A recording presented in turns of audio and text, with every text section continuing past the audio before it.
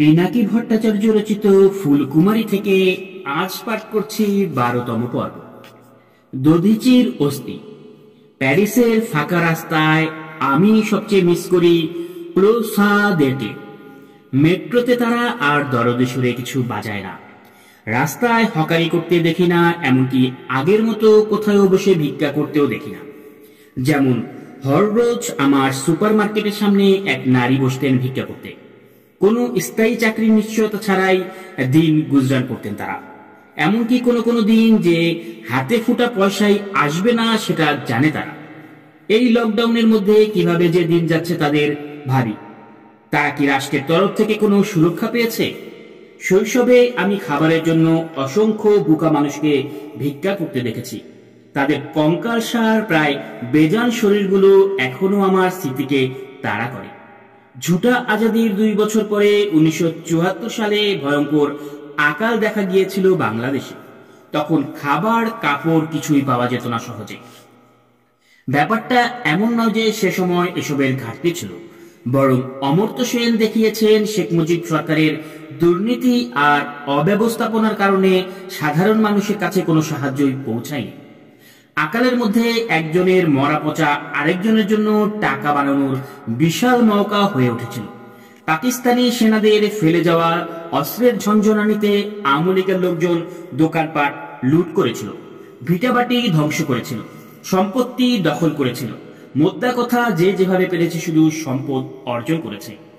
আমরা যে সামান্য রেশম পেতাম সেটাও কমিয়ে দেওয়া হলো। আমার পরিবার তখন শুধু দুমুঠো ভাত খেয়ে বেঁচে থাকার লড়াই করছে। স্কুলে আমাদের কিছু বিস্কুট দেওয়া হতো, বেশ ভালো মানের প্রোটিন ছিল তাতে, কিন্তু এর অস্বাভাবিক স্বাদের কারণে একদম মুখে তুলতে পারতাম আমরা। এখন বুঝতে পারি ওই বিস্কুটগুলোতে চিজ মেশানো থাকতো। শৈশবে এমন স্বাদের খাবার খবর জানতামই না, অথচ আমাদের পরিবারের অবস্থা কিছুটা ভালোই ছিল। অনেকের অবস্থা ছিল আরো দুঃখজনক। জীবনে যেসব খাবার একদমই খায়নি, যেমন মিষ্টি আলু, কচুর মূল, এসব খেতে হয়েছে। ধানের চুষ, ভাতের ফ্যান, বিভিন্ন ধরনের লতাপাতা ও গাছগাছরা এমন অখাদ্য খেয়েও জীবন ধারণ করেছে অনেকেই। এমনকি কেউ কেউ চামড়ার জুতার তলা পর্যন্ত চিবিয়ে খেয়েছিল। গ্রাম থেকে আসা ভুখা নাঙ্গা মানুষের মাথা গোজার ঠাঁই হয়েছিল রেল স্টেশন। গ্রামে কোনো খাবার ছিল না বললেই চলে, এমনকি কচু ঘেঁচু উজাড় হয়ে গিয়েছিল। মানুষেরা শহরে এসেছিল শুধু একটু খাবারের আশা। স্টেশনে এসব মরা ও আধমরা মানুষকে পদতলিত করেই ট্রেনে উঠতে হতো যাত্রীদের, নামতেও হতো তাদের ভুখা ও মৃত শরীরের ওপর পায়ে ভর দিয়ে। এমন বিবর্ষ তৎকালীন এক সাংবাদিক বর্ণনা করেছে। একজন ক্ষুধার্ত প্রায় মৃত মানুষ প্ল্যাটফর্মে পড়িয়াছিল, নিজের বক্ষে হাত বুলাইয়া যাত্রীদের বমন করা ভাত খুঁজিতেছিল এবং তাহাই চাটিয়া খাইতেছিল।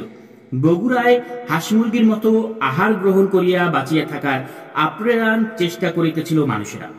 যাহারা কলেরা হইতে বাঁচিয়া গিয়েছিল তাদের মধ্যে কেউ কেউ আত্মহত্যা করিয়াছিল, কেউ আবার তাদের আত্মীয়দেরকে আত্মহত্যা করতে সাহায্য করিয়াছিল।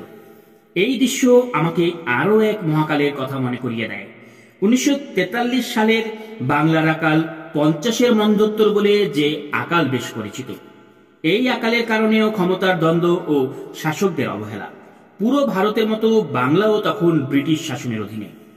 জাপানি সেনারা বার্মা, অধুনা মিয়ানমার থেকে যেন ভারতে ঢুকতে না পারে সেজন্য ব্রিটিশরা বাংলার সব নৌকা দখল করে নেয়। এতে ব্রিটিশদের যায় আসেনি কিছুই, কিন্তু বাংলায় খাদ্য সরবরাহ ধসে পড়ে। কারণ বাংলার অভ্যন্তরীণ খাদ্য সরবরাহ পুরোটি নৌ পরিবহনের উপর নির্ভরশীল ছিল। অনেক পরে কবি প্রেমেন্দ্র মিত্র এই দুর্ভিক্ষের পরিণতি সম্পর্কে তার ফ্যান কবিতায় বলেন, নগরের পথে পথে দেখেছে অদ্ভুত এক জীব, ঠিক মানুষের মতো কিংবা ঠিক নয়, যেন তার ব্যঙ্গচিত্র বিদ্রুপ বিকৃত। তবু তারা নড়ে চড়ে কথা বলে আর জঞ্জালের মতো জমে রাস্তায় রাস্তায়। উচ্ছিষ্টের আস্থা করে বসে বসে ধোকা আর ফ্যান চায়। রক্ত নয়, মাংস নয়, নয় কোনো পাথরের মতো ঠান্ডা সবুজ কলিজা। মানুষের সৎ ভাই চায় শুধু ফ্যান, তবু যেন সভ্যতার ভাঙা নাকো ধ্যান। একদিন এরা বুঝি চষেছিল মাটি, তারপর ভুলে গেছে পরিপাটি। কত ধানে হয় কত চাল, ভুলে গেছে লাঙলের হাল। কাঁধে তুলে নেওয়া যায়, কোনো দিন নিয়েছিল কেউ, জানে না কেউ আছে এক সমুদ্রের ঢেউ পাহাড় টলানো।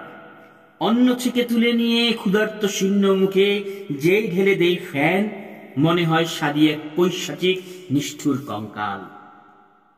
তার চেয়ে রাখি যদি ফেলে পচে পচে আপন বিকারে, এই অন্যে হবে নাকি মৃত্যু লোভাতুরা, অগ্নি জ্বালাময় তীব্র সুরা।